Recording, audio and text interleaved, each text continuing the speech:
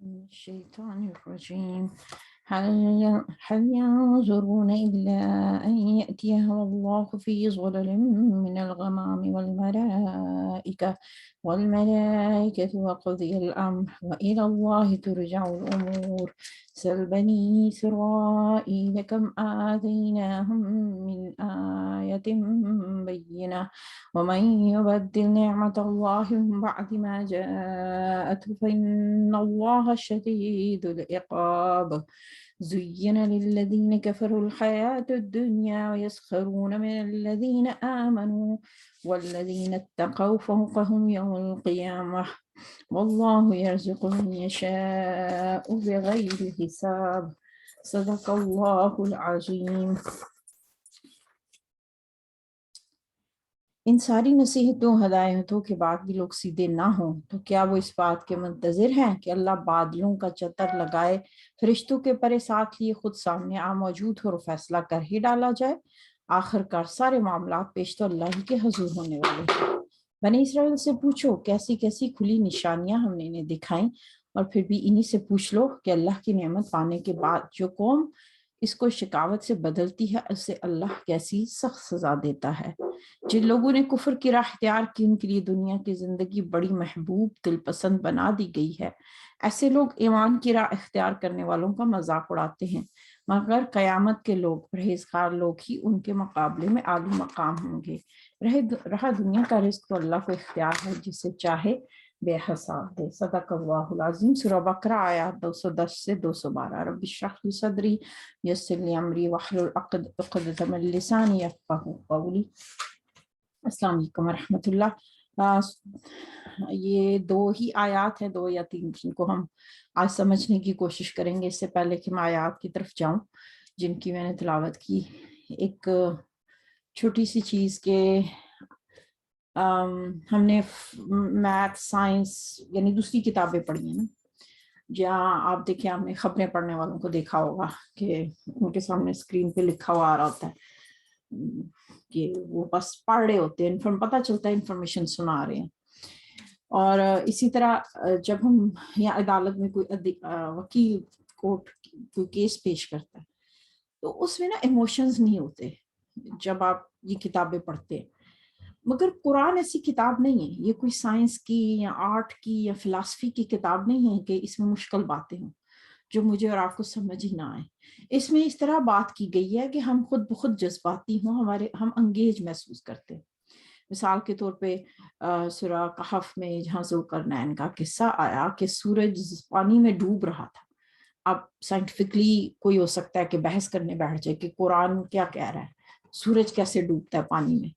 लेकिन हम जानते हैं, कभी आपने वो मंजर देखा होगा कि पानी के अंदर जो सूरज का अक्स दिखता है, वैसे लगता है सूरज डूब रहा है। एक आर्ट के तरीके से आप बात करते हैं। इसी तरह कुरान ने कहा दिल पत्थर की तरह सख्त हो गए, तो कोई सर्जरी करने बैठ जाए और कहे कि दिल तो सॉफ्ट है, इसमें तो सर्जरी करके देखा है सख्त नहीं है। तो ये समझाने की अंदाज है कुरान का, यानी इसमें बात को इस तरह से बयान किया गया है। तो यहाँ से फिर ये आयत हमें समझ आएगी कि इस अंदाज से अल्लाह क्वेश्चन कर रहा है कि क्या वो इंतजार कर रहे हैं कि अल्लाह बादलों में बैठ के फरिश्तों के साथ नीचे आ जाए, यानी it's going to be to late. तो ये सवालिया अंदाज में वार्निंग के लिए इस अंदाज से बात की जा रही है। ज़ाहिर ऐसा होगा तो सही, फरिश्ते नीचे आएंगे, आसमान फट जाएगा, लेकिन तब तो मोहलत खत्म हो चुकी होगी और देर हो जाएगी। इसलिए कहा जा रहा है कि अगर मानना है तो भी मान लो।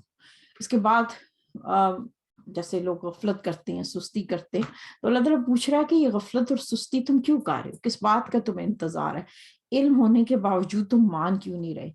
देखिए, जिस तरह हमारे जिस्म में हड्डियों की तरतीब है, अल्लाह ने हर हड्डी को अपनी अपनी जगह रखा, इसी तरह कुरान में सूरतों की भी तरतीब है और उसका अपना एक रिदम है, अपना एक अंदाज है।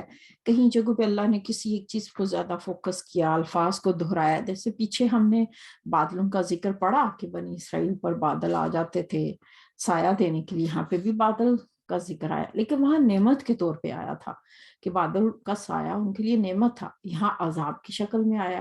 तो यूं लगता है जैसे अल्लाह ताला आगे कह रहा है ना कि जो कौम भी किसी नेमत का कुफरान नेमत करती है, अल्लाह की नाफरमानी करती है, तो फिर वो नेमत अजाब में भी बदल सकती है। تو اس کی بینات کو بدل دینا. اب دیکھیں ہمارے لیے بینات کیا ہے, پیچھے رمضان کا ذکر ہوا, قبلے کا ذکر ہوا, تو پچھلی قوموں کا ہم نے پڑھا, ان کے لیے جو معجزے تھے, بینات تھی. اور قرآن ہمارے لیے سب سے بڑی نشانی تو بینات تو قرآن ہے. اور قرآن خود یہ کہتا ہے کہ میں پہاڑ پہ اترتا, اللہ تعالیٰ کہتا ہے تو پھر پہاڑ پھٹ جاتا.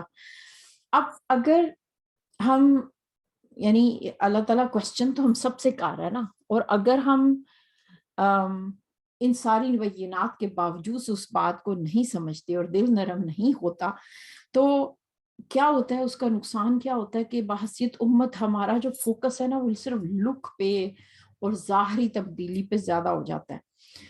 اب یعنی سب سے زیادہ دیکھنا کہ حجاب کا سائز کیا, یعنی بندہ دیکھنے میں مسلمان لگے, اس کے اندر کیا ہے, اس کے معاملات کیا ہیں, وہ کتنا ایماندار ہے, اس کا اخلاق کیسے, کی باتیں پیچھے چلی جاتی ہیں. بحثیں ہوتی ہیں تو جزیات پہ ہوتی ہیں, تراویح کتنی پڑھیں, عید کب کریں, میلاد کریں یا نہیں کریں, اس طرح کی باتوں میں امت پڑ جاتی ہے, اور جو قرآن اصل مقصد ہمیں دیتا ہے اس سے ہٹ جاتے ہیں.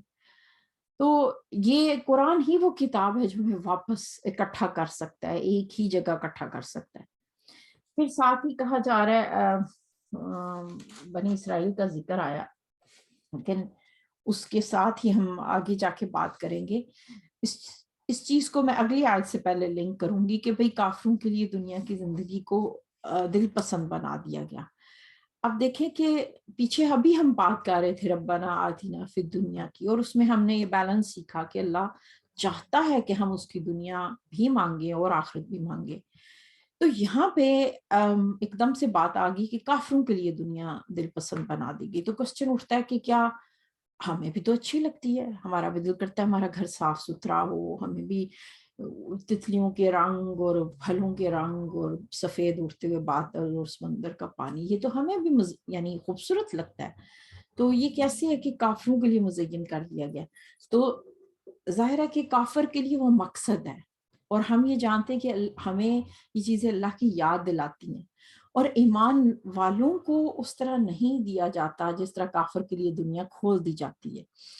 ایمان اہل ایمان میں, اور آپ مجھے یاد ہے کہ اکثر ہم جب بڑی سپر مارکیٹس میں جاتے ہیں شاپنگ کرنے, تو وہاں پہ یعنی ہر چیز کی شیلفز بھری ہوتی ہیں, تو ہم ہر چیز میں یہ دیکھتے ہیں کہ کیا اس میں حلال ہے, کیا ہم کھا سکتے ہیں, کس میں گوشت نہیں ہے. اور ہم غیر مسلموں کو دیکھتے ہیں کہ ان کو کچھ نہیں سوچنا پڑتا, چاہے وہ دائیں بائیں منہ کریں بائیں منہ کریں, سب کچھ ٹرالی میں ڈال لیتے. ہم کبھی انگریڈینٹس پاڑے ہوتے, کبھی دیکھ رہے ہوتے. تو اس لیے دنیا کو قید خانہ کہا گیا ان دیٹ سینس کہ دیکھیں قید میں جو پرزنرز ہوتے ہیں ان کے پاس اس طرح فریڈم نہیں ہوتی کہ وہ اپنی مرضی کر سکیں. تو دنیا میں کچھ باؤنڈریز ہمیں اللہ نے دی ہیں, تو اس لیے ان معنوں میں قید خانہ کہا گیا کہ یہاں ہمیں حلال حرام کا خیال رکھنا ہے, اور جبکہ حرام بہت لمیٹڈ چیزیں ہیں. اسی طرح ہم دیکھتے ہیں کہ نبی صلی اللہ علیہ وسلم ایک دفعہ آپ سو رہے تھے اور آپ کے جسم پہ اس چٹائی اس چیز کے نشان پڑ گئے, تو حضرت عمر تھے غالباً رضی اللہ عنہ, تو وہ رونے لگے کہ کیسر و کسرہ محلوں میں رہتے ہیں اور آپ کے جسم پہ اس طرح نشان ہے. تو آپ نے فرمایا کہ کیا یہ کچھ اس طرح الفاظ تھے آپ کے کہ کیسر و کسرہ تو دنیا کے مزے لوٹیں اور ہم آخرت کے. تو یہاں پہ ذکر آ رہا ہے کہ جو وَيَسْخَرُونَ مِنَ الَّذِينَ آمَنُوا کہ جو ان سے غیر مسلم ہے وہ مذاق اڑاتے ہیں اہل ایمان کا کہ دیکھو نا تمہیں why don't you enjoy freedom, you have a choice, why you have to wear hijab and why you have to do this, or it's your life, آپ بس جو دل آئے وہ کرو, اور ابھی کیا ضرورت ہے کرنے کی. دیکھیں کتنا پریشر ہے اس وقت کی دنیا کا. تو ایسا کہا گیا کہ یہ لوگ مذاق بھی اڑاتے تھے, ان پہ باتیں بناتے تھے. اور پھر والذین اتقوا فوقہم یوم القیامہ کہ جو لوگ تقوی والے تھے وہ قیامت والے دن ان کو اوپر ہوں گے. اب یہاں پہ ایک تھوڑا سا چینج آپ نوٹ کریں کہ آیت ایک ہی آیت کے اندر پہلے بات کافروں کی ہوئی, ساتھ اہل ایمان کی ہوئی, لیکن جب قیامت کی بات ہوئی تو وہاں پہ ایمان لفظ نہیں آیا, اتقوا کا آیا, یعنی تقوی والے, صرف ایمان والے نہیں کہا. اس کا مطلب کہ ہو سکتا ہے کوئی اہل ایمان ہو مگر اس میں تقوی کا وہ مقدار نہ ہو. یعنی ایمان کا لازمی نتیجہ تقوی نہیں ہے جب تک کہ آپ پیدا نہ کریں. ماننے کو تو ایک زبان کی حد تک بہت سارے لوگ مان سکتے ہیں. تو اب کچھ لوگ ہو سکتا ہے ایمان لے آئیں لیکن اپنی زندگی کو تقویٰ سے خالی رکھے اور اس طرح نہ بدلنا چاہیں. جیسے ہم جملے سنتے ہیں نا کہ جنت میں بھی ہم گفتگو کریں گے اور ایک شخص کہے گا کہ میں فلانا نہیں مجھے نظر آ رہا, آج باقی سب تو دکھائی دے رہے ہیں کہ یہ جو میرے ساتھ کالج کی تھیں, اچھا آپ کو یاد ہے آپ میری میتھس کی ٹیچر ہوا کرتی تھیں, اور ہم سب سے ملیں گے. اور پھر ایک دم سے خیال آئے گا کہ ایک وہ بھی تھی میرے نیبر میں رہتی تھی, اچھا وہ والی لڑکی کہاں ہے. تو ظاہر ہے کہ اس میں آپ کی خواہش پوری ہو سکے گی. تو سکتا ہے وہ خاتون دوزخ میں ہو, اور وہ تھی کہ پھر آپ دیکھ سکیں گے اور گفتگو کریں گے, اور آپ پھر کہیں گے کہ اچھا آپ ہی تھی نا وہ جو کہتی تھی کہ ابھی کیا ضرورت ہے اللہ کی ماننے کی, زندگی ہے بس مزے کرو مرضی کرو, یہ کوئی عمر ہے پردہ کرنے کی طرف, بس تم یعنی شک میں پڑے رہنا, ڈیلے کرنا, ابھی کیا ضرورت ہے, ابھی بس تھوڑی دیر حرام کما لیں, پھر اس کی یہ تھوڑا سا ہم حرام آ جائے تو پھر اس کے بعد ہم حلال کمانا شروع کی, اس کے بعد نیک بن جائیں گے. یعنی ابھی کیا, یعنی لاجکس دیکھیں نا کہ ایک ہی بیٹا ہے, ہم کوئی غریب ہیں جو اکلوتے بیٹے کی شادی بھی جو ہے وہ اس میں بھی ہم اسراف نہ کریں, شو آف نہ کریں. ہم کوئی فقیر ہیں, ہمارے گھر پہلی خوشی ہے اور ہم جو ہے وہ ہم کیوں اللہ کی سنیں. یعنی ہمیں کچھ تو چوائس ہونی چاہیے نا کہ ہم اللہ تعالیٰ کو تھوڑی دیر کے لیے سائڈ پہ کر دیں, اپنی مرضی کر لیں. تو یہ سوچے, یہ لاجکس سے دیکھے ہم اپنے آپ کو تو دھوکہ دے سکتے ہیں. طرف بس کہ تم نے خود کو دھوکے میں ڈال دیا, تم نے خود کو خود ہی ٹرک کر لیا. تو اس لیے یہاں پہ اللہ تعالیٰ کوسچن کر رہا ہے نا کہ پھر کس چیز کا انتظار ہے, کہ اللہ تعالیٰ بادل پہ بیٹھ کے آ کے تمہیں سمجھائے کہ یہ نہیں کرنا اور وہ کرنا, تو اچھا ابھی بھی سرنڈر کر لو. اور پھر جہاں پہ آیت آ رہی ہے کہ بھئی بغیر حساب کے اللہ دیتا ہے, بغیر حساب کے, یرزق من یشاء بغیر حساب, یہ آیت آپ نے کئی بار سنی ہوگی. اس سے کئی مراد مطلب ہو سکتے ہیں. ایک مطلب تو یہ ہو سکتا ہے کہ اللہ تعالیٰ کہہ رہا ہے کہ دیکھو تم مجھ سے سوال نہیں کر سکتے کہ میں چاہوں تو فرعون کو محال دے دوں, نمرود کو اتنا سارا دے دوں, کافروں کو بہت سارا دے دوں. اہل ایمان کو بھی ملتا ہے لیکن کافروں کے لیے دنیا کو زیادہ کھول دیا جاتا ہے. تو اللہ تعالیٰ کہہ رہا ہے کہ جیسے دیکھیں ہم اپنے بچوں کو لا کے ایک کو ایک سیب دے دوسرے کو 2 دے, لڑائی ہو سکتی ہے. تو اللہ تعالیٰ کہہ رہا ہے کہ یہ میں کس کو کتنا دوں گا اس پہ تم مجھ سے سوال نہیں کر سکتے.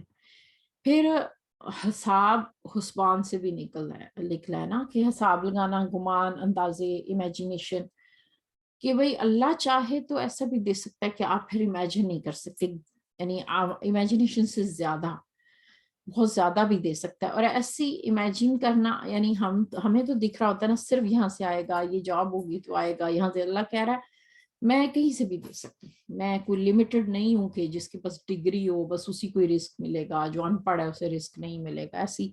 ایسی لمٹس اللہ کے لیے نہیں ہے. یا پھر جو پاکستان کے فلانے گاؤں میں رہتا ہے تو اللہ تعالیٰ فرشتوں کو پہلے کہتا ہے کہ اس کا ایڈریس دیکھ لینا, اگر یورپ میں رہتا ہوا تو زیادہ رزق دینا, پاکستان میں رہتا ہوا تو اس کو زیادہ رزق مت دینا, اس کا میاں کام کرتا ہوا تو دینا, اس کے پاس ڈگری ہوئی تو اسے دینا, سنگل مدر ہوئی تو اسے نہ دینا. یہ فکریں تو ہم نے خود پالی ہوئی ہیں, قرآن تو نہیں ہمیں دے رہا. اللہ تو کہہ رہا ہے کہ میں جہاں سے چاہوں میں بغیر حساب کے دیتا ہوں. پھر بغیر حساب کے دینے سے مراد ایک اور بھی ہو سکتی ہے کہ جیسے ہم یہاں پہ رواج ہے کہ اتنے گھنٹے آپ جاب کریں گے تو آپ کی اتنی تنخواہ ہوگی, اتنے گھنٹے کریں گے تو اتنی ہوگی, پارٹ ٹائم کریں گے تو یہ ہوگی, یعنی حساب رکھا جاتا ہے گھنٹوں کا.